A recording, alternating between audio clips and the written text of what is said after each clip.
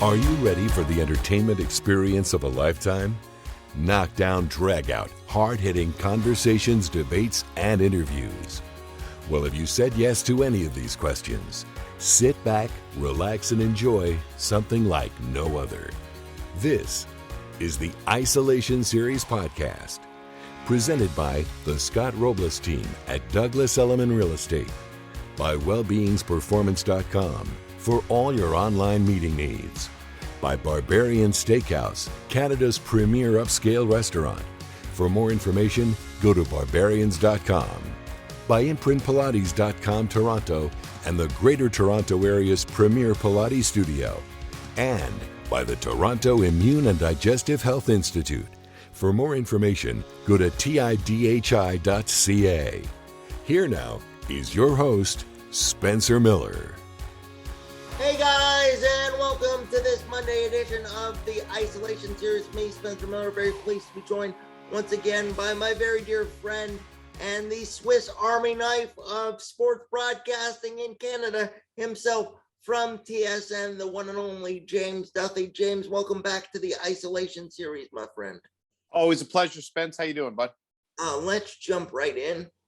First things first, I want to get your thoughts on something that went down just about 10 days ago that none of us have ever really experienced, and that is the abrupt cancellation of the World Junior Hockey Championships that TSN is a part of every year and that you are a part of hosting every year. Normally, they are very, very long days because of the amount of games that you guys have to pack in on a day-by-day basis within a 2-week schedule for a tournament like that. Can you just take us back to the craziness that was the shutdown of that tournament? Yeah, Spence. I mean, I sort of knew. Bob McKenzie and I took the same flight out on Christmas Day, and we were sitting talking about it and saying, you know, what are the chances this tournament finishes? And we both agreed it was probably 50% or less, which sounds crazy when you're going into a tournament believing that. But I think that's just, I think everybody kind of knew it was a roll of the dice because this variant came on so quickly. And I think, you know, people can criticize the IIHF or Hockey Canada or whatever, but they had all the teams there by December 15th. They had them, you know, in isolation. They had no positive tests. They had one guy on arrival who tested positive, and that was about it. So they felt like, you know, maybe they could pull this off, even though it wasn't a real bubble, that they could get through it. It's only a 10-day tournament. And then we got the first positive test, and it was a bit of an uh-oh. And then the second one, and then I got up that, I guess was the fourth day, and heard 2 more games were canceled. And I had a feeling it was going to go south. So I got a text from Bobby Mack saying that the tournament was canceled. And it, you know, I don't want to be overly dramatic with it, but it's a big part of my year, of TSN's year, and I think of a lot of Canadians' years. So I was really sad. I mean, there's nothing you could do about it, and sort of out of our control, but I was depressed because I really love that tournament. It's probably my favorite event to do every year. The hockey's so great, and I was heartbroken for those kids. And, you know, look, again, perspective, it's a hockey tournament. There's a lot more heartbreaking things that have happened during COVID. I think we get all of that. But in this situation, kids have waited their whole lives to play in this tournament. A lot of them only get one crack, and for it to be taken away when they're all pretty healthy, you know, and even the positive guys were asymptomatic. I certainly understand their frustrations, but that's just the situation we were in with how rapidly the variant was spreading. So basically we went on the air. We went down to the rink and did all the news conferences and interviewed the president of the IIHF, and then got out of Dodge. So yeah, it was a crazy but really disappointing day. Do you think it is sort of unfair? Unfair is the wrong word, but do you think it's sad also, I guess, that we are in 2022 now, and there is such a disparity still between female sports and male sports, because that is what the IIHF was under fire for even before the tournament got canceled, is canceling Right. a lot of the female side of tournaments a lot quicker than they would the male side of things. And just with the development of women's hockey and the development of women's sports and the recent advancements of the WNBA on a basketball perspective, I just thought it was really, really horrible and a bad look to dismiss those tournaments for those women a lot easier and quicker, it seemed, than the men. Right. Well, a couple of things there. The optics were really bad. And I think the timing was awful. Those tournaments were going to get canceled. If you look at where we are now with the variant, those tournaments were going to get canceled. But the look of canceling it, especially the women's U18s, right when this is, I know you always look forward to your visits with Willow, who whines because she likes to sit on the chair right behind me when we do our interviews. Spence, she always likes to listen in on what we're saying. So it was. I think it was a really bad look, and I think they probably underestimated the outcry, the outcry was completely valid, and I was part of it. But those tournaments were probably going to get canceled. There was no stopping because of the variant. They have a chance now to make up for it. We said this of Luc Tardif when we interviewed him. I think all that people who support women's hockey want is to know that you're going to put the same effort into rescheduling the women's U18s that you will into the World Juniors.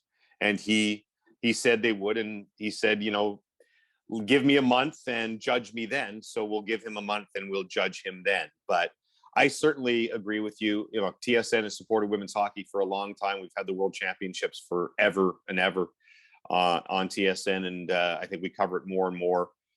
And I love women's hockey. I think that I think you're only going to see more of it, and you're only going to see it grow. So I think we've made a lot of positive steps, but this was certainly a step back from the IIHF standpoint. But hopefully, like I said, both these tournaments can happen. I think time to their defense, mild defense. The timing of this, the World Juniors had a better chance. If the women's U18s had been at the same time of the World Juniors, I'd like to think they would have tried to pull it off as well, right? And try to beat the variant. That's what they were trying to do with the World Juniors. Sneak it in before the variant really took over in North America and Europe, and they weren't able to do that. So disappointing all around. Keeping with the international theme so far, we know that the Olympics are scheduled to start on February 4th and conclude as of right now on February the 20th. My question to you is twofold. Number one, do you think that they should postpone these games based on everything that is going on in the world right now with this variant, and wait until they can do a safer Olympics like they did with Tokyo? Or do you think that they should still try and plow ahead and bring all these countries together in a bubble type scenario as best they can to get the games in between February 4th and February 20th? And secondarily, what do you think needs to happen? You've been around sports and international sports, and you've covered enough Olympics in your time as well.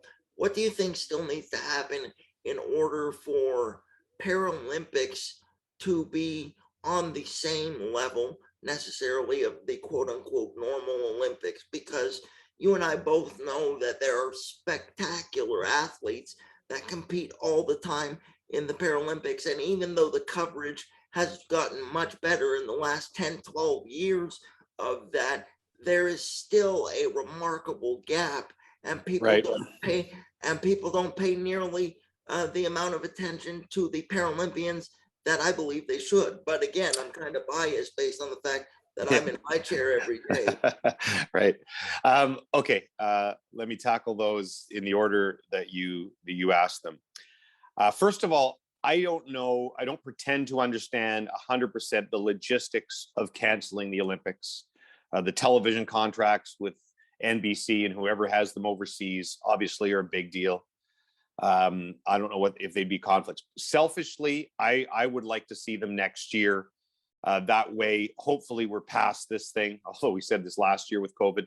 and that all the athletes could be healthy. There could be fans in the stands, and you could have all the best hockey players there, and you'd have a true Olympic Games. So I would like to see them postpone for a year. I think we've gone far enough that that's probably not going to happen. Although I did see on the news today there was a breakout of COVID very close to Beijing in some port towns. So that is certainly a concern there right now. I think it has the possibility of falling apart. Even if it doesn't fall apart, even if they pull it off, if there are a handful of athletes who lose their opportunity in a medal simply because they test positive for COVID, to me, that's really damning to have had that happen. I think it seems almost inevitable that you're going to have athletes test positive before they go.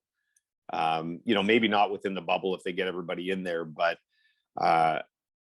I think we've already had some athletes pull out, which to me is truly sad. So I would have liked to see them do what they did with Tokyo and try to hold it a year later, and hopefully we're in good shape a year from now.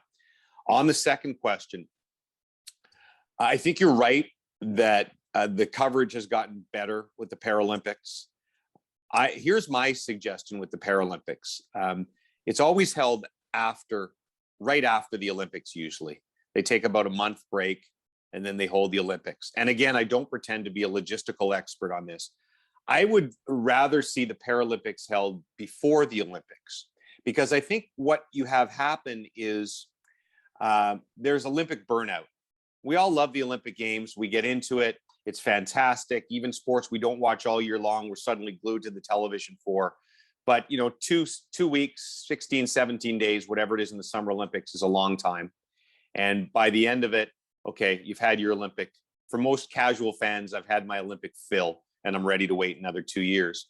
If you held the Paralympics before the Olympics, I think that you would get more of that attention.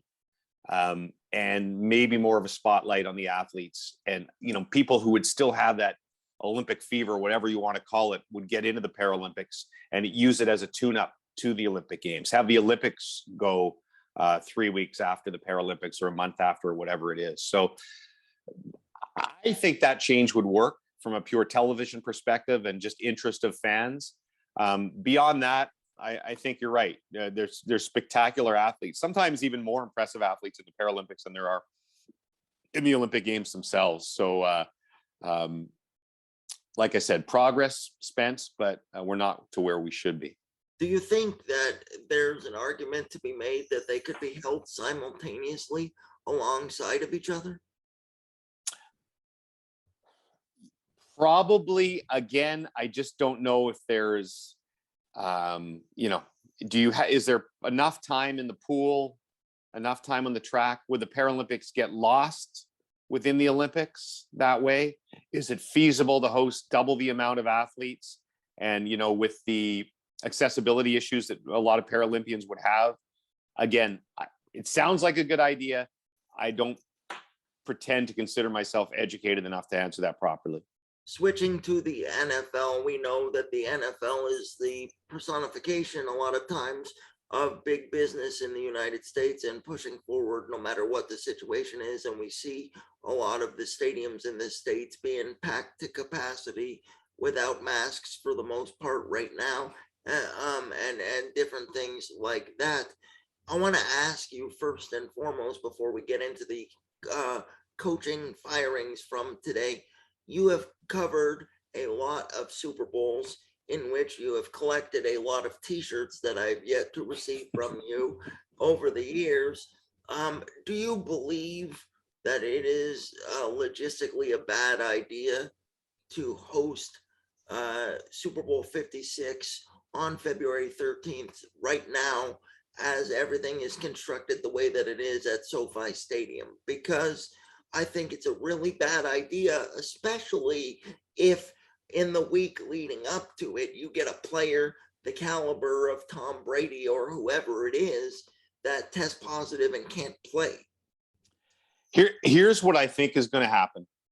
I don't think you're going to see any positive tests of prominent players in the playoffs. I may be proven wrong by next week, and particularly the Super Bowl, because I don't think they're going to test them. And I don't know exactly what the rules are. I know the NFL has only been testing symptomatic players. I can't, when you see the caseload, they're up around, I think, 800,000 or something like that, documented cases in the States per day. And they say that the ratio is 10 to 1 or something of actual cases to documented cases. So let's say it's 5 million or 10 million cases a day. You do the math on that. That would cover in the 3 weeks leading up to Super Bowl 100 million people or something.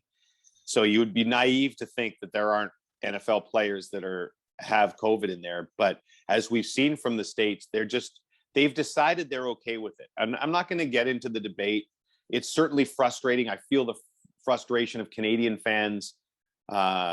We don't have games right now. It's like sports don't exist in Canada and everything's normal in the States, which is, it's confounding and perplexing, but it's just, and I won't get into a whole COVID discussion here because there's numerous reasons for that. They have more hospital beds. They just seem to tolerate death and suffering a little bit more, and there's all sorts of other reasons. But I just think they've accepted that this is the way it is, and they're just going to play on. And I don't know exactly. Maybe I'm speaking falsehoods about protocols and such, but I just don't. I have a feeling they're just not going to test, or they're not going to. I just don't think the NFL would risk Tom Brady missing a Super Bowl or Aaron Rodgers missing a Super Bowl. I can't see it happening unless he's just sick to death with COVID and coughing all over the field. I don't think they. I mean, I'm not a conspiracy theorist, but I think that Tom Brady or Aaron Rodgers would play no matter what. That the NFL is just this big succeed at all cost machine when it comes to that. And so, to answer your original question, I think that stadium will be full. And is it a bad look? I think it depends on where you stand on this thing right now. And I don't have a look. I'm fully vaccinated, boosted. I care about our healthcare workers and our health system, but I don't consider myself smart enough on this topic to decide exactly. I don't think we know if they're wrong or if we're wrong until maybe down the road here a little bit. Maybe we can rejudge this thing in 6 months or a year as to what the casualties were and what the impact was. But I just think America has decided we're just going to plow forward with this and see how it goes. And we'll see how it goes over the next 2 months. But I don't think COVID's going to be a factor at the Super Bowl. I really don't think so. Is it a fair enough assessment to say that you, like I would be, are very excited for the first time in a long time to go and cover that Super Bowl just on the basis of Dr. Dre, Snoop, Eminem, and Mary J. Blige? Because, I thought you were going to be talking about these guys. I thought you were talking about these guys going to the Super Bowl.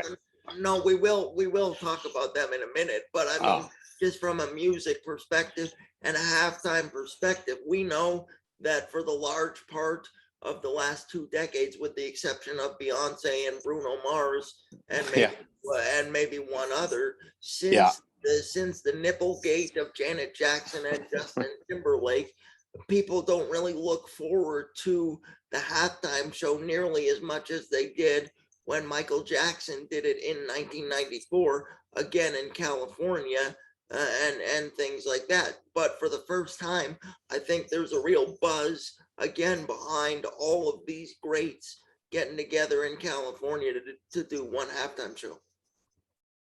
Yeah, no, I think that'll be awesome. And I'm a big hip hop rap guy, so I'll love that. I will tell you, you're not going to get a t-shirt this year, buddy, because I'm not going to the Super Bowl. Second straight year. Last year we didn't go because of COVID. This year the Olympics happened to coincide with the Super Bowl, and I am going to be covering some hockey for the Olympics. So I'm going to miss it, which I don't like missing it. It's another one of my favorite events of the year. But it's funny with the concerts because they're always better, I find, live.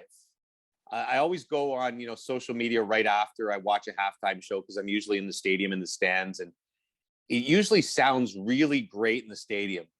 And then you go on and some people at home thought it was awful. And there haven't been too many Super Bowl halftime shows, that I haven't enjoyed. I have a pretty wide interest in music. I'm just trying to think of the last few years. I mean, last year, The Weeknd I thought was awesome. You must have really you must have really enjoyed J-Lo and Shakira a couple of years ago. Yes, yes. And even Katy Perry a few years back was, it was fine. I thought it was fun. But like, again, sometimes I think it's just hard to transmit, the power of a show. You know what it's like. You've been to tons of live concerts. It's just always better when you're there. And I think that sometimes it gets lost to television, which makes the great shows, like the print shows, really that much better because they did translate to TV and were that awesome. My favorite, by the way, all time myself was U2 at the 2002 Super Bowl in New Orleans, which of course was the one right after 9/11, and was my first Super Bowl. So maybe I'm biased that way, but I remember they played Where the Streets Have No Name, I think. And they put up all the names of all of the victims of 9/11 on the side of the Superdome. And I found it incredibly, incredibly powerful. And I loved U2 back then too. So, but like I said, there haven't been too many shows that I haven't liked. Okay, switching gears, going to Blue Monday, as it were, which always happens immediately after the conclusion of any year in sports, whether it be basketball, football, hockey, or more in football though. Like football, this is a day. Like you're right. Like hockey, you get firings during the season. They're kind of spread out. Yeah, there's nothing like the NFL where the Monday after the season, it's like 6 or 7 coaches every single year. There's nothing like that, which makes it kind of cool, I guess, but strange. Now the one thing I will say that I was surprised about is the dismissal of Brian Florio, the head coach of the Miami Dolphins. The Miami Dolphins won 8 of their last 9 regular season games, and apparently he was fired largely due to a quote power struggle. What are your thoughts on that? Because out of all the names that were mentioned today, he was the most surprising to me so far. 100%. You could make an argument. He wasn't going to win Coach of the Year or something, but he was in a conversation of 6 or 7 guys, going into the last few weeks of the season. And here's the way I look at it. They went 9-8, the Dolphins, with a pretty decent roster, but just an okay quarterback in my mind. And, the Chargers go the same 9-8 with one of the best young quarterbacks in the game. We all know what happened last night. And, that coach calling that goofy timeout when the Raiders, I think, were going to run out the clock. So, who deserves to be fired more? The guy that bungles that with a much better quarterback, or Brian Flores, who does pretty well with to me, a pretty okay QB. So I'm with you. I find that a little bit baffling. I don't know. Again, we don't pretend to know the insides and the power struggle and all that goes on. I think sometimes when we evaluate these things, we really have no idea of the butting of heads that might be between a general manager and a coach or an owner, whatever that may be. But I think he'll probably Brian Flores won't be on he'll be on the carousel and get hired by one of these other teams that have fired their coach. I truly believe that. Do you believe that Dan Quinn has done enough once again as the defensive coordinator for the Dallas Cowboys this year, that once their season comes to an end at the hands of our San Francisco 49ers, Pierre LeBrun, this Sunday, do you think Dan Quinn will once again become a head coaching candidate for a vacancy? Because he did have a few good years with Matt Ryan in Atlanta and ultimately got fired because he couldn't get over the hump. But everywhere he goes, he proves that he's still a good coach. I was watching NFL Network a lot today, and I think he's getting interviewed in Jacksonville. I don't know if he's getting interviewed somewhere else. But yeah, I think he's definitely a favorite to get one of those gigs for sure. Although, like I said, he better make the deal before this weekend, because when the Niners put 49 up on them, he's not going to look so good, right? So Quinn, make your deal now.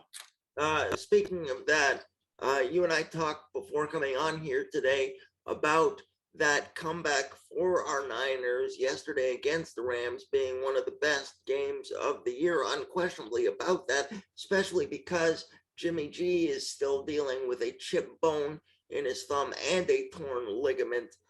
My question to you is, do they have enough right now with George Kittle, Brandon Ayuk, and on and on and on, Deebo Samuel, who can apparently not only run, catch the ball, but throw the ball pretty well as well? Do you think they have enough to get past Dak, Zeke, Amari, and CeeDee Lamb? Because, you know, as much of a Niners fan as I am, just on a pure paper standpoint, I think the Cowboys might have us beat a little bit. Yeah, I mean, I thought this year watching the Niners in the second half of the season that I would describe them as a Super Bowl caliber team with a wild card caliber quarterback. And, you know, Jimmy Garoppolo, I give him a ton of credit for, to me, that was the defining performance of his career. And I know he had a couple of good games on the way to that Super Bowl they made and lost to KC a few years ago. But to have that situation down 17-0, he looked awful. The entire team looked awful for that entire first half. And I'd given up. I was flicking over to the New Orleans Falcons game, hoping the Falcons could pull something off. But that was, as you know, gutsy an effort all around, but particularly by Garoppolo. Like, he went way up in my books. Now, he's a frustrating guy. He'll do that to you. He'll tease you and make you think, hey, maybe this guy can be an elite quarterback who can lead your team to a Super Bowl victory. And then next week he'll throw, 3 picks or something and the season will be over. So I have a very complicated relationship with Jimmy G. But I think in the end, if I can step back from my fandom, because I think every fan of a team is overly praising of players. Like, I feel like Deebo Samuel is one of the top 5 players in the NFL. He's a really good player, but that's my bias towards San Fran. I'm too critical of Jimmy G. If you take a step away, I think there's a lot of crappy quarterbacks in the NFL. Jimmy G is not elite, but he's a pretty good quarterback. And he was an excellent quarterback in the second half and overtime of that game, considering the thumb. So I give the guy a lot of credit. I hope that wasn't their Super Bowl to make it. And that's a weird thing to say in sport, because obviously they want to go further. But sometimes when a team has a victory like that, it can do 2 things. It can propel them forward, and, they can go on a run here and maybe get to the NFC Championship game or the Super Bowl. Or the high is so great from that win that there's a bit of a letdown the next week. And you're right that Dallas is a really good team, and that could be problematic. But I really think that at worst, the San Francisco D, particularly the front 4, is going to give Dallas some issues next week, and going to give Dak Prescott issues. Like, Matt Stafford did not have any time in the second half of that game, and he was lost, except for that one drive late in the game. So I think the Niners are really good defensively, and if they'd stayed a little healthier in their defensive backfield, I think they'd have the best defense in the league. So I think it'd be a really good football game. Dallas should be favored, but I think it's the Niners have potential to pull off the upset. Now, your colleague and friend of the Isolation series as well, Jay Onright, called you out during his broadcast last night, saying that there should be a bet between you and Pierre LeBrun. Is there, in fact, going to be a bet between you guys heading into Sunday's game? There will be. I mean, I don't want to do one of those cheesy things like the Mayors do, where somebody has to wear a jersey or something, or I don't want to do something like that. But I'll come up with something with LeBrun for sure, because he's one of the more annoying Cowboy fans around. And as for Jay, Jay just makes fun of the fact that he doesn't think I show up to work enough. But look, Jay puts in 3-hour shifts every night. Okay, he's basically a temp. Shows up just before that show, and he works about a 12-hour work week. So if I work 1 day a week, I still work more hours than Jay. Especially on trade deadline and free agency days. Right. One trade deadline day, that's like a month of Jay Onright shifts. You're right, correct. We'll get you out of here on these last couple things. First, I'd be remiss if I did not send it to my co-host Paul to ask you a quick question because I know there's a lot to talk about today. So, Paul, over to you. Thanks, Spence, and welcome back, James. I'm curious the effect of all this COVID postponements on your team and the guys that are trying to do NHL on TSN or any sporting event that's now been postponed or moved thanks to all of what's happening in the world right now. Yeah, Paul, first of all, stop working out and making the rest of us look so bad, all right? Look at that flex. Look at that flex in that screenshot. It's a nightmare, and I'm thankful that I don't do that job. The people that do it at our network, I'll shout out to Paul Graham, one of the guys who does all the scheduling for which commentators are going where. And man, I can't even imagine what this is like. It's just been logistical hell, essentially. Games getting postponed on a night-to-night basis. I'm doing a couple of Leaf games this week. I haven't done a Leaf game since certainly before I left for the juniors, maybe December 10th or something like that. I think there's only been 4 or 5 Leaf games since then. So, and I just have no idea how they're going to cram all these things in. They have that Olympic break, but you can't have teams playing every night, playing 10 games each during the Olympic break. It doesn't make any sense. So it's been crazy, frankly. It's like I said, not so bad for me. I just sit here and wait for games to be on and to do my assignment. So I have the easy part of that, but I think really frustrating for people. I know that's, so a lot of the commentary is being done. People aren't crossing the border. So what we call calling it off tube, which means guys don't go to the game. They have to do it, sitting in a room at TSN. That's happening sometimes now. It's just the reality of COVID. It sucks the fun out of the job, right? If you grow up dreaming of being a play-by-play guy or an analyst or whatever, you want to be there in the arena. And if you're sitting in a little room, it's not quite the same. Still a privileged job to do. But like I said, I'm hoping, like everybody else is, that this is a crazy, painful month or so, but then we can get past it, primarily for the sake of all citizens and for our healthcare workers to have a little bit of relief. But way down the list to get sports back going, and hopefully by sometime in Feb we're back to normal here, because it's been rough. Let me ask you this. For a lot of us, this last 22-month stretch has been very, very difficult for a lot of different reasons and things like that. And it really takes its toll when you're not able to do your job the way that you've been conditioned to do it for so many years. Does it weigh on your mind at all at this point? You got a great family, you got kids going, you got kids going to university, you got this and that, you got 19 dogs or whatever it is at this point, and things. So what do you want to do for yourself moving forward, coming out of this pandemic that has given you time to really think about it and assess your current spot of where you've been in your career and how you want to, go the last, I don't know how much longer you want to do this, but, have you reevaluated it in any way, shape, or form during this period of time? Well, first of all, I've been super lucky. Has this sucked? Yeah, but I've been at home. I've had family home more. It hasn't impacted my life the way it's impacted tens and hundreds of thousands of others. I had a couple of kids who've had COVID, but it was really mild. So my issues have been nothing. So I'm fortunate that way. And like I said, I feel for everybody else who it's impacted 10 times more than I have. But I think you're right that for everybody, no matter what their position, it's impacted us.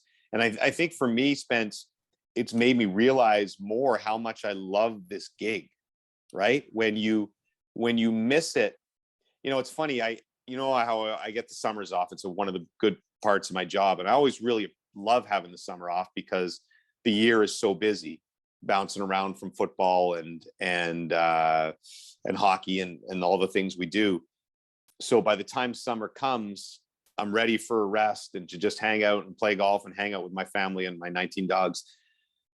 But when it's taken away from you during your season and you're just sitting at home waiting, and these games keep getting canceled, it's really made me take note of how lucky I am in normal times to do what I do, and only made me to want to keep doing it as long as they'll make me or let me do it, until they kick me out of that studio. Basically, I really enjoy being at the events I get to go to, and even being in the studio covering games. And this last year and a half, I think I think I always realized it, but it makes you realize it more, how lucky you are to do something that is, not really a job, to sit around and talk about sports all the time. So, yeah, it's a great question. And I think that's the only thing it's done is made me really focus on how much I love this gig and how much I want to keep doing it if they'll let me. And on that same note, does it let you reflect and appreciate gigs like Masters Week that much more? Yeah.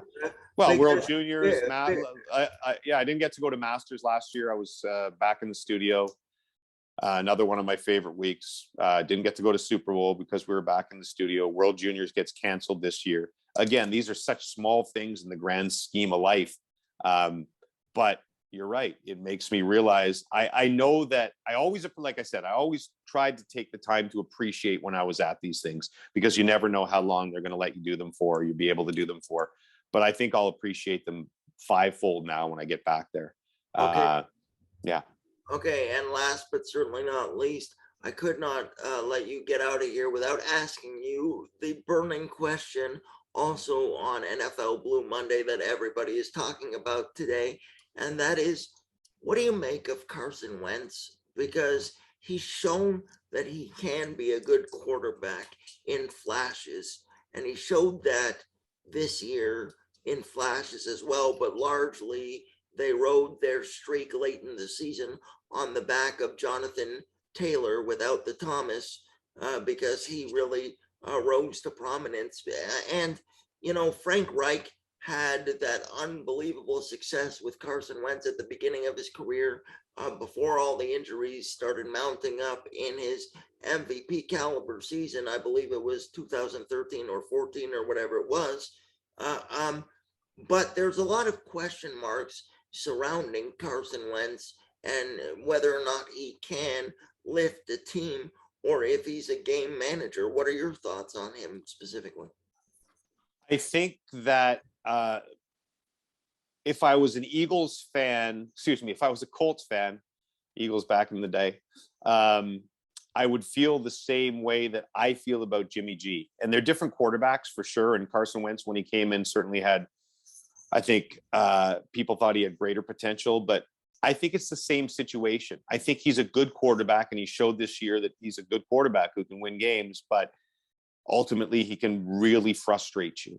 And I think it reminds you, the conversations we've had about him and about Jimmy G today, how rare the Brady's, the Rodgers, the handful of, I don't know how many, if we sat there and named it, that you would call Patrick elite Mahomes. level. Obviously, Patrick Mahomes and Lamar Jackson when he's healthy. And, there's probably 7 or 8 real elite quarterbacks in the NFL. And then there's another 7 or 8 that are good quarterbacks. And then there's a bunch of teams that are, just have crappy quarterbacking all around, I think. And I think that Carson Wentz is like that. Baker Mayfield's kind of like that right now, right? There's a lot of guys who, Baker Mayfield had an awful year, and suddenly they're wondering if they should keep him in Cleveland. So same sort of thing. Guys that have potential, that look sometimes like they're going to be elite and spend the next decade, in the MVP conversation.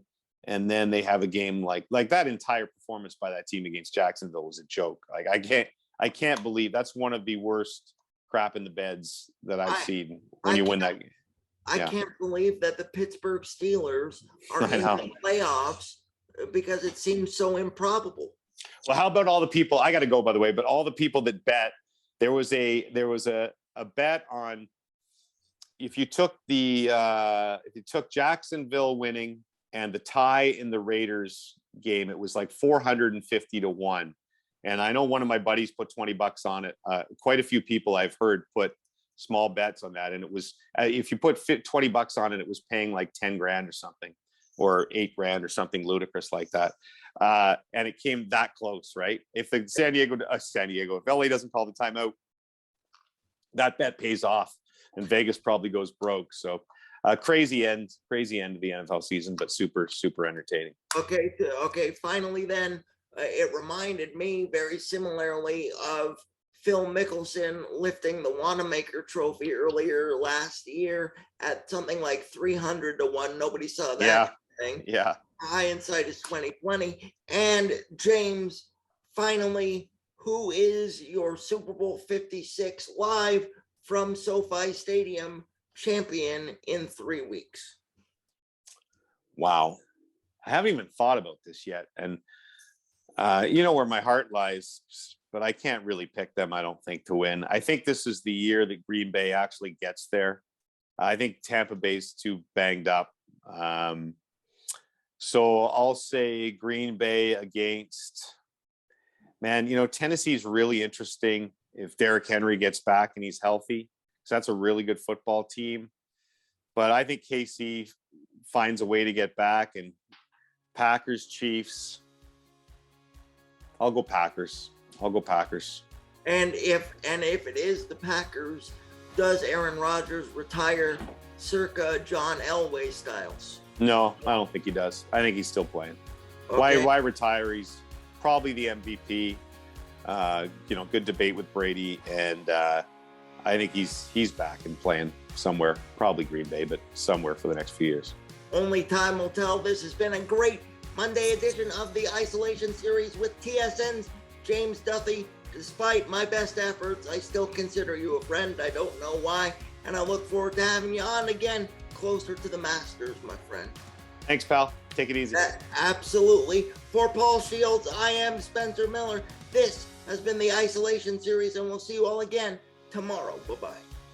See you. And Paul, please tell people all about some more whole grain goodness that is us. Folks, be sure to check us out on podbean.com by going to theisolationseries.podbean.com. There you'll find the audio-only versions of the podcast, including all of our past amazing interviews. One more time, that's theisolationseries.podbean.com. And hey, don't forget to follow us on Instagram. It's at @thespencermiller and at Pauly Shields, Pauly spelled Pawly. So find us on podbean.com, follow us on Instagram, and don't forget to like, share, and subscribe.